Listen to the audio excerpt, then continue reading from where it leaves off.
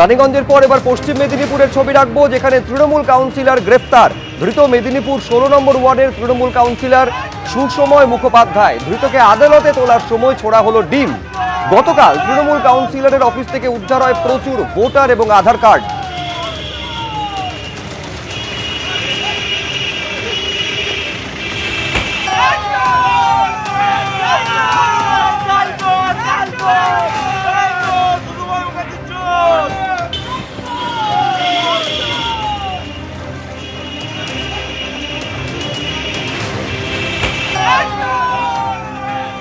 দিকে দিকে ধৃত তৃণমূল নেতাকর্মীদের উদ্দেশ্য করে যেভাবে ডিম থেরাপি শুরু হয়েছে তা নিয়ে হুমায়ুন কবির কি বলছেন দেখুন।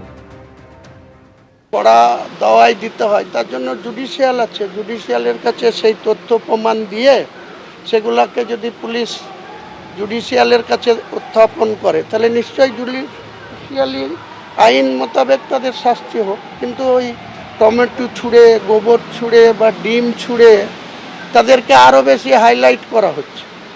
কিছু মানুষ গাল দিচ্ছে আর কিছু মানুষ আবার মজা নিচ্ছে। গতকাল আপনারা জানেন যে কালীঘাটে মমতা বন্দ্যোপাধ্যায়ের পাড়ায় কুণাল ঘোষকে উদ্দেশ্য করে যে ডিম ছোড়া হয়, সেই ঘটনায় দুজনকে পুলিশ গ্রেফতার করেছে বলে জানা যাচ্ছে। পার্থপ্রতিম ঘোষ আমাদের প্রতিনিধি, আরো বিস্তারিত তথ্য এই নিয়ে দিতে পারবেন। পার্থ। গতকালকে ঘটনার পরিপ্রেক্ষিতে পুলিশ কিন্তু ইতিমধ্যেই মামলা করেছে এবং সেই মামলা করে দুজনকে গ্রেফতার করেছে। গতকালকে যেটা অভিযোগ করেছেন কুণাল ঘোষ, এবং যে বিষয়ে দেখা যাচ্ছে কুণাল ঘোষ যখন প্রাক্তন মুখ্যমন্ত্রী মমতা বন্দ্যোপাধ্যায় বাড়ির সামনে যে হরিশ চ্যাটার্জি স্ট্রিট সেখানে যান, এবং যাওয়ার পরে সেখানে তাকে উদ্দেশ্য করে ডিম ছোড়ার ঘটনা ঘটে। এবং এই ডিম ছোড়ার ঘটনার পরিপ্রেক্ষিতে কুণাল ঘোষ তিনি গিয়ে কালীঘাট থানায় একটি অভিযোগ দায়ের করেন, এবং সেই অভিযোগে তিনি একজনের নাম উল্লেখ করে বলেন যে বেশ কয়েকজন তারা জমায়েত হয়েছিল এবং তাকে কিন্তু আঘাত করার উদ্দেশ্যে তাকে ডিম ছোড়া হয়েছিল, সেই অভিযোগ হয়। এবং কুণাল ঘোষের করা অভিযোগের পরিপ্রেক্ষিতে পুলিশ জানাচ্ছে দুজনকে গ্রেপ্তার করা হয়েছে। যে অভিযোগপত্রে যেমন নাম ছিল চন্দন নামে এক যুবকের, সেই চন্দন এবং রবি কয়েল দুজনকেই কিন্তু কালীঘাট থানা পুলিশ গ্রেপ্তার করেছে।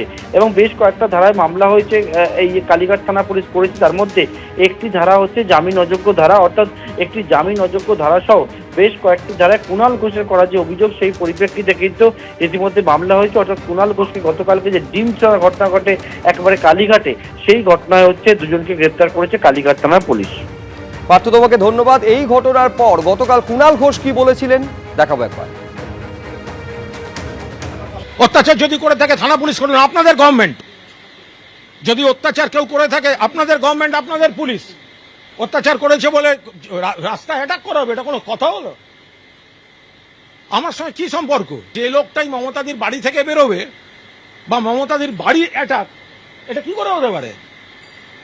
এটা তো অন্য কোনো জায়গায় হলো না শহরে, এটা তো মমতা ব্যানার্জির বাড়ি, যিনি জেড সিকিউরিটি প্রোটেক্টি, তার বাড়িতে হলো। এটা কি করে হতে পারে? একটা লোক দাঁড়িয়ে বলে দিল অনেক অত্যাচার করেছে। কোন অত্যাচার করা হয়েছে? আর যারা যখন উপকার নিয়েছে, যে মেরেছে ওকে জিজ্ঞাসা করুন ও চাকরিটাকে দিয়েছে, জিজ্ঞেস করুন ও কোথায় চাকরি করতো। এবিপি আনন্দ, এগিয়ে থাকে, এগিয়ে রাখে।